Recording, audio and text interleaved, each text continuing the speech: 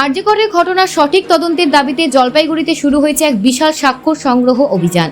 শুক্রবার Jalpaiguri post office মোড়ে রাস্তায় নেমে সাধারণ মানুষের কাছ থেকে স্বাক্ষর সংগ্রহ করতে দেখা যায় বিপুল সংখ্যক ছাত্রছাত্রীদের। স্বাক্ষর সংগ্রহ অভিযানে সমন্বয়ক স্নেহা দত্ত জানান, আমরা আরজি কর কাণ্ডের ঘটনার সঠিক তদন্তের দাবিতে স্বাক্ষর সংগ্রহ করছি। এই স্বাক্ষরগুলি সব মিলিয়ে প্রধান বিচারপতির কাছে পাঠানো হবে। তিনি আরও বলেন, আজ আমরা পোস্ট অফিস মোড়ের স্বাক্ষর অভিযান পরিচালনা করছি। আগামী কয়েকদিন ধরে এই অভিযান চলবে।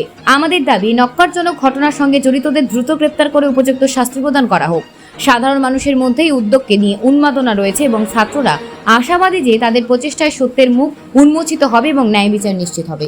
Bureau report, news prime Times. তাদের উদ্যোগে কি সই সংগ্রহ চলছে একটু বলো।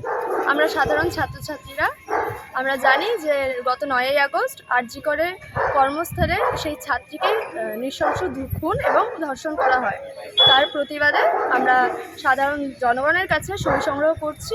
এই সই মাননীয় বিচারপতির কাছে যাবে। আমরা তার কাছে এই ঘটনার সুবিচার চাইছি এবং আমরা চাইছি যাতে নারীদের নিরাপত্তা দেওয়া হয়। আচ্ছা, কোন কোন জায়গায় এই সই সংগ্রহ অভিযান চালাচ্ছে?